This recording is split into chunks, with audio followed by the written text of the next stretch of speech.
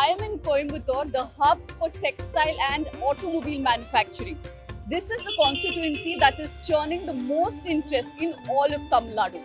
It's a face-off between DMK's Ganapathy Rajakumar, AIADMK's G Ramachandran and BJP's K Annamalai. The News Minute, as soon as we got here, spoke to all of the three candidates. Well, one of them made it very clear to us that he didn't want to speak to us. Sir, just a couple of minutes. I've come from Bangalore. Just 5 minutes. Just a couple of questions, sir. Should I? You are part of the parliament office. I have been trying to get in touch with There is a people. media coordinator. I have been trying to get in touch with them.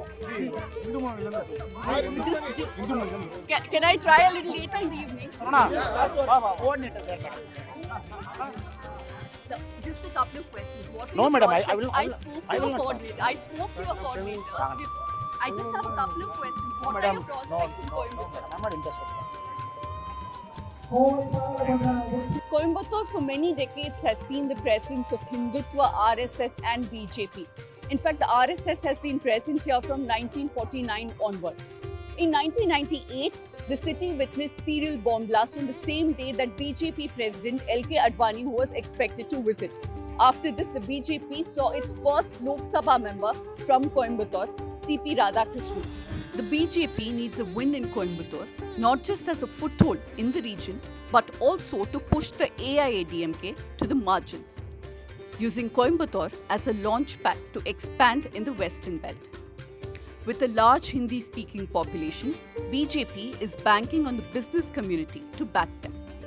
The BJP has two talking points here. The first one is the promise of bringing more development, more union government projects and investments to Tamil Nadu if Modi and BJP get re-elected for a third time. There's a small problem with this narrative. Every time this is said, then people ask, what happened to AIIMS in Madurai, where work has not even begun? They also ask about the flood relief for people in Thoothukudi, where the union government has not given any money so far. Also closer to Coimbatore, many are asking what happened to the upgrade of the Coimbatore airport, even though Modi has been in power for the last 10 years. Coimbatore is very important for BJP because there are two districts in the state where they have their vote bank. Like one is Kanyakumari and another one is Coimbatore. Yeah. So they are a little bit confident on fighting this, and that is important to also because they want to prove that they have the foothold in this constituency. Secondly, the Coimbatore is very important for them because suppose victory here means this can be a launch pad for the entire western region. In fact, they have started getting some foothold in Erode, Namakkal, Tirupur and other places. So this has become important for them in that sense also. That is why they want to show that they are very serious on contesting the seat. They have fielded Annamalai, their state unit's president. The second is Hindutva. When Prime Minister Modi was in Coimbatore, he paid homage to 58 people who were killed in the 1998 blast. He also made sure to end his roadshow near the exact spot where the blast had taken place. The AIADMK has been strong in the western region for many decades now. But in an alliance with the BJP, the party lost the seat of Coimbatore in 2019. Traditionally, AIADMK is very strong in this area. That's since the NGR days. They are very strong. At times, like last parliamentary election in 2019, entire state, the people had anger against the union government. So they voted against BJP. Actually, the vote was against BJP, not against AIADMK. This was evident in the 2021 assembly elections, where, for example, in Coimbatore district, there are 10 assembly constituencies are there. Out of 10, all 10 seats were won by AIADMK alliance. 9 seats to AIADMK, 1 seat to BJP. For the AIADMK, the Coimbatore fight is one of survival. For over 13 years now, their strong man in the region, SP Velumani, has been pushing the party's prospects here. They still have strong grassroots presence in the western belt where Coimbatore is, and the leader, EPS2, is from the region. The presence of trade unions in Coimbatore has meant that it's been a bastion for the CPIM. In 2019, the CPIM candidate Nagarajan won over 51% of the vote share. This time, DMK wanted to take on BJP's Annamalai head-on and retain the seat for its own candidate. The DMK has fielded a former mayor of Coimbatore as its candidate.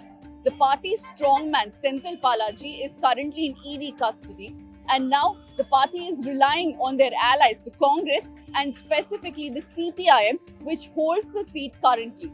For the past 10 years, they've been ruling this country, and they've done nothing to this part of the country, especially in Coimbatore. Coimbatore is multifaceted, not only industry, it is a medical hub, it is an educational hub also. But nothing has been done for the upliftment of this town, particularly for industrial sector. We are, that is, you can see more number of MSMEs, that is small scale industries, that is supposed to be a flourishing this thing here in Coimbatore, but at present 40% of the units are closed. The main villain here is GST. While many news channels have given disproportionate attention to Annamalai, both DMK and AIADMK think the battle is between the two Dravidian parties. It's the fight between DMK and AIADMK. Party structure-wise, organizational thing comparison is DMK and AIADMK. And BJP is not that much prevalent here regarding the party-wise. Our main competition is we're taking them very seriously. AIADMK has its own strength. They've had this, they held this for a long time. We want to, so we have our task cut. We're fighting them. All this is just background noise which we don't want to engage. It's unfortunately, more than the voter, the media is more interested in such people. That's the only problem. Your key opponent, is it DMK's Ganapathy Rajakumar or is it Annamalai? Of course, DMK's Ganapathy Rajakumar. Coimbatore has a large number of young, upwardly mobile voters, but it also has a large number of voters from the working class, given the number of industries in the area. All three candidates are highly educated, and the fight is intriguing. So, who will prevail in Coimbatore? This election season, your right to choose puts you at the heart of it again. We'd like to be your eyes and ears. Choose the journalism and media that serves democracy and you. Simply log on to newslaundry.com/2024 election fund and choose an amount of your choice for the reports of your choice.